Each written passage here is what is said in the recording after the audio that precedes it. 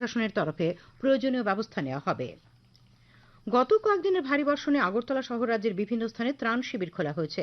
রাজ্য প্রশাসনের আধিকারিকরা এই বিষয়ে সজাগ দৃষ্টি রেখে চলেছেন। এই পরিস্থিতিতে রাজ্যবাসীকে সরকারি নীতি নির্দেশিকা মেনে চলার আহ্বান জানানো হয়েছে। এখন শুনবেন এ বিষয়ে একটি প্রতিবেদন। অতিবৃষ্টির কারণে রাজ্যের বিভিন্ন জায়গায় উদ্ভূত বন্যা পরিস্থিতিতে সজাগ দৃষ্টি রেখে চলছে প্রশাসন। এখনো পর্যন্ত রাজ্যের বিভিন্ন স্থানে ৬০টি ত্রাণ শিবিরে প্রায় ২,৮০০টি পরিবারের ১০,৬০০ জন আশ্রয় নিয়েছেন। এর মধ্যে পশ্চিম ত্রিপুরা জেলায় ৪৮টি, খোয়াই জেলায় ৩টি, ঊনকোটিতে ৩টি এবং উত্তর ত্রিপুরা জেলায় ৬টি ত্রাণ শিবির খোলা হয়েছে।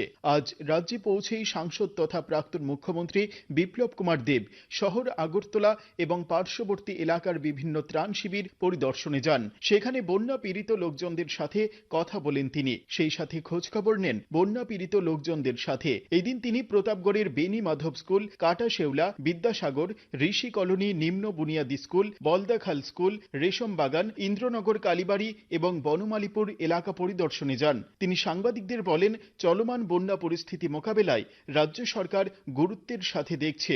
লোকাল যে ড্রেনগুলো এখন করা হচ্ছে, বড় ড্রেনগুলো কমপ্লিট হয়ে গেছে, এগুলো এখন করা হচ্ছে। সেই কারণে জলটা নামতে একটু অসুবিধা হচ্ছিল।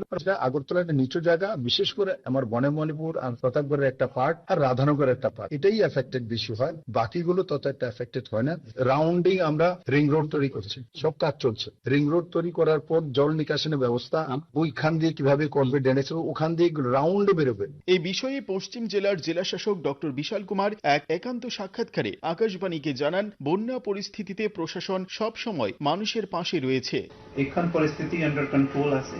আমি আপনার কাছে সহযোগ চাই আর আমি আপনাকে আশ্বস্ত করতেছি কি প্রশাসন মাধ্যমে আমার থেকে, আমরা গভর্নমেন্ট থেকে আপনি পূর্ণ সহযোগ পাইবেন। আপনার সহযোগ বিনা এটা কিছু পসিবল না। রাজ্য সরকার সার্বিক পরিস্থিতির উপর প্রতিনিয়ত নজর রাখছে। রাজ্যবাসীকে প্রশাসনের সঙ্গে সহযোগিতা এবং সরকারি নীতি নির্দেশিকা মেনে চলার পরামর্শ দিয়েছেন আধিকারিকরা। সংবাদ কক্ষ থেকে রাহুল লোধের সাথে কুন্তল গোস্বামীর প্রতিবেদন, আকাশবাণী সংবাদ, আগরতলা। খবর প্রচারিত হচ্ছে আকাশবাণীর আগরতলা কেন্দ্র থেকে। আকাশবাণীর সংবাদের আপডেট পেতে লগ ইন করুন www.newsonair.com এবং নিউজ অন এয়ার অ্যাপ এবং টুইটার ও ফেসবুক প্ল্যাটফর্মে এআইআর নিউজ অ্যালার্টসে। ইউটিউবে লক্ষ্য রাখুন নিউজ অন এয়ার অফিসিয়ালে। এছাড়াও আকাশবাণী আগরতলার সংবাদের আপডেট পেতে দেখুন টুইটার বা এক্স হ্যান্ডেলে আকাশবাণী নিউজ আগরতলা, ফেসবুকে এআইআর নিউজ আগরতলা এবং ইউটিউবে আকাশবাণী নিউজ আগরতলা। প্রধানমন্ত্রী নরেন্দ্র মোদী বলেছেন যে ভারতের বিমান পরিবহন ক্ষেত্র বিশ্বব্যাপী বিমান পরিবহন শিল্পে একটি গুরুত্বপূর্ণ ভূমিকা পালন করে এবং আজ এটি আত্মবিশ্বাসে পরিপূর্ণ। আজ নতুন দিল্লির ভারত মণ্ডপমে আন্তর্জাতিক বিমান পরিবহন সমিতি আইএটি এর ৮১তম বার্ষিক সাধারণ সভায় ভাষণে একথা বলেন তিনি। প্রধানমন্ত্রী বলেন যে ভারত বিশ্বব্যাপী মহাকাশ বিমান সমন্বয়ে একটি অগ্রণী শক্তি হিসেবে আবির্ভূত হচ্ছে। তিনি বলেন, উড়ান প্রকল্পের সাফল্য ভারতীয় অসামরিক বিমান পরিবহনের ক্ষেত্রে একটি স্বর্ণযুগ এবং এখন ভারত বিশ্বের তৃতীয় বৃহত্তম অভ্যন্তরীণ বিমান পরিবহন বাজারে পরিণত হয়েছে। তিনি আরো বলেন যে ভারত কেবল বিশ্বব্যাপী বিমান পরিবহন বাস্তুতন্ত্রের একটি বিশাল বাজার নয়, এটি নীতিগত নেতৃত্ব, উদ্ভাবন এবং অন্তর্ভুক্তিমূলক উন্নয়নের প্রতীকও। आज हम एक ऐसे मुकाम पर खड़े हैं जहां हमारे ट्रैवल प्लान केवल धरती के शहरों तक सीमित नहीं है। इंसान आज स्पेस फ्लाइट्स और इंटरप्लेनेटरी यात्राओं को भी कमर्शलाइज करने, उसे सिविल एविएशन के लिए खोलने के सपने देख रहा है।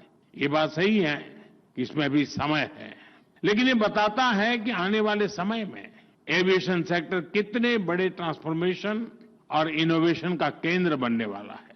आज हम অনুষ্ঠানে অসামরিক বিমান পরিবহন মন্ত্রী কে রামমোহন নাইডু বলেন, সরকার আগামী 5 বছরে দেশে আরো 50টি বিমানবন্দর গড়ে তোলার জন্য প্রতিশ্রুতিবদ্ধ। ঊনকোটি জেলার কৈলাসহর ও কুমারঘাট মহকুমায় বন্যা পরিস্থিতির যথেষ্ট উন্নতি হয়েছে। দেও ও মনু নদীর জল কমছে। সরকারি ত্রাণ শিবির থেকে মানুষ নিজ নিজ বাড়ি করে ফিরতে শুরু করেছেন। বর্তমানে মোট 13টি ত্রাণ শিবিরে 1044 জন বন্যা দুর্গত মানুষ রয়েছেন। শিবিরগুলিতে রান্না করা খাবার দেওয়া হচ্ছে।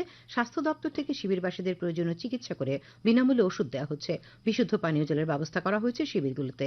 মনে করা হচ্ছে এবারের বন্যায় গ্রীষ্মকালীন শাকসবজি, বিশেষ করে ঝিঙা, মরিচ এগুলির বিশেষ ক্ষতি হবে। কৈলাসহরের মহকুমা শাসক প্রদীপ সরকার জানিয়েছেন, বন্যার জল পুরোপুরি সরে গেলে ক্ষয়ক্ষতি নিরূপণের কাজ শুরু করবে প্রশাসন। সিপিআইএম দলের পক্ষ থেকে আজ সিপাহীজলা জেলার সোনামুড়া মহকুমার মহকুমা শাসকের কাছে 4 দফা দাবিতে ডেপুটেশন দেওয়া হয়। দাবিগুলির মধ্যে রয়েছে সোনামুড়া শহর এলাকার নর্দমা সংস্কার এবং পরিষ্কার করা, পানীয় জল ও বিদ্যুতের সমস্যা দূরীকরণ, সোনামুড়া শহর ও শহরতলির রাস্তাঘাটের উন্নয়ন ইত্যাদি। এই উপলক্ষে সিপিআইএম নেতা কর্মীদের একটি মিছিলের পর দলীয় নেতা আহিদুর রহমানের নেতৃত্বে 7 সদস্যের প্রতিনিধি দল মহকুমা শাসকের কাছে ডেপুটেশন দেন। ডেপুটেশন প্রদানকালে বিধায়ক শ্যামল চক্রবর্তী, দলের সিপাহীজলা জেলা সম্পাদক রতন সাহা প্রমুখ উপস্থিত ছিলেন। খোয়াই মহকুমা শাসকের কার্যালয়ের কনফারেন্স হলে আজ প্রাকৃতিক দুর্যোগ মোকাবিলা বিষয়ে বৈঠক হয়। খোয়াইয়ের মহকুমা শাসক চারু ভার্মার সভাপতিত্বে এই সভায় বিভিন্ন দপ্তরের আধিকারিকরা উপস্থিত ছিলেন। সভায় মহকুমা শাসক বিপর্যয় মোকাবিলার ক্ষেত্রে সমন্বয় বজায় রেখে কাজ করার উপর গুরুত্ব আরোপ করেন। নতুন দিল্লির সেন্ট্রাল রোড রিসার্চ ইনস্টিটিউটের সহায়তা এবং school of logistics, waterways and কমিউনিকেশনের উদ্যোগে রোড সেফটি অডিট শীর্ষক 5 দিনের কর্মশালা আজ থেকে অরুন্ধতী নগরের শিপার্ডে শুরু হয়েছে। এই কর্মশালার সূচনা করেন সিআরআরআই এর অধিকর্তা অধ্যাপক মনোরঞ্জন পারিদা। তিনি তার বক্তব্যে পথ দুর্ঘটনা প্রতিরোধে আধুনিক প্রযুক্তি ব্যবহারের পাশাপাশি ব্যাপক জনসচেতনতার উপর গুরুত্ব আরোপ করেন। অনুষ্ঠানে অন্যান্যদের মধ্যে রাজ্য পরিবহন দপ্তরের অতিরিক্ত অধিকর্তা সুব্রত চৌধুরী, সিআরআই এর মুখ্য বৈজ্ঞানিক doctor S Velmurugan, school of লজিস্টিক্সের প্রধান সুশান্ত দত্ত প্রমুখ উপস্থিত ছিলেন। কর্মশালায় রাজ্যের পূর্ত, পরিবহন ও ট্রাফিক দপ্তরের প্রকৌশলী এবং আধিকারিকরাও উপস্থিত ছিলেন। দেশজুড়ে কোভিড-19 এর ৩,৯৬০ জনেরও বেশি রোগী শনাক্ত করা হয়েছে। স্বাস্থ্য ও পরিবার কল্যাণ মন্ত্রক জানিয়েছে, কেরালায় সর্বোচ্চ ১৪৩৫টি কেস রেকর্ড করা হয়েছে। তারপর মহারাষ্ট্রে ৫০৬টি এবং দিল্লিতে ৪৮৩টি কেস রেকর্ড করা হয়েছে। খোয়াই জেলা প্রশাসন কার্যালয়ে আজ রক্তদান শিবিরের আয়োজন করা হয়। শিবিরে জেলা শাসক সহ কার্যালয়ের মোট 25 জন স্বেচ্ছায় রক্তদান করেন। আগামী 15 জুন অনুষ্ঠেয় নিট পিজি 2025 আরও কিছু পরীক্ষা কেন্দ্র এবং প্রয়োজনীয় পরিকাঠামোর ব্যবস্থা করার জন্য স্থগিত রাখা হয়েছে। জাতীয় মেডিকেল সায়েন্সেস বোর্ডের বিজ্ঞপ্তিতে বলা হয়েছে যে নিট পিজি 2025 এর পরবর্তী তারিখ শীঘ্রই জানানো হবে। আবহাওয়া।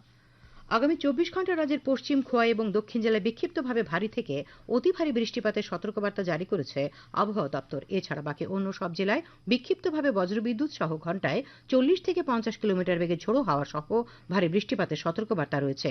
আজ সকাল 1:30 থেকে সন্ধ্যে 5:30 পর্যন্ত আগরতলায় বৃষ্টি হয়েছে 15.6 মিলিমিটার। আগামীকাল সর্বোচ্চ তাপমাত্রা 30 ডিগ্রি সেলসিয়াস এবং সর্বনিম্ন 26 ডিগ্রি সেলসিয়াসের কাছাকাছি থাকবে। আজ দিনের সর্বোচ্চ তাপমাত্রা ছিল 28.6 ডিগ্রি সেলসিয়াস এবং সর্বনিম্ন 25.6 ডিগ্রি সেলসিয়াস। শেষ করার আগে খবরের বিশেষ বিশেষ অংশগুলি আরেকবার। কৃষিমন্ত্রী রতনলাল নাথ জানিয়েছেন, ধান ও অন্যান্য ফসল উৎপাদনে রাজ্য উন্নতি করছে। রাজ্যে অতিবর্ষণের ফলে উদ্ভূত পরিস্থিতির দিকে সজাগ দৃষ্টি রেখে চলেছে প্রশাসন। প্রধানমন্ত্রী নরেন্দ্র মোদী বলেছেন যে ভারতের বিমান পরিবহন ক্ষেত্র বিশ্বব্যাপী বিমান পরিবহন শিল্পে গুরুত্বপূর্ণ ভূমিকা পালন করে। আগামী 24 ঘন্টায় রাজ্যের পশ্চিম, খোয়া এবং দক্ষিণ জেলায় বিক্ষিপ্ত থেকে ভারী অতি ভারী বৃষ্টিপাতের সতর্কবার্তা জারি করা হয়েছে। স্থানীয় সংবাদ আজকের মতো এখানেই শেষ হলো। পরবর্তী বাংলা স্থানীয় সংবাদ শোনা যাবে আগামীকাল সকাল 7:35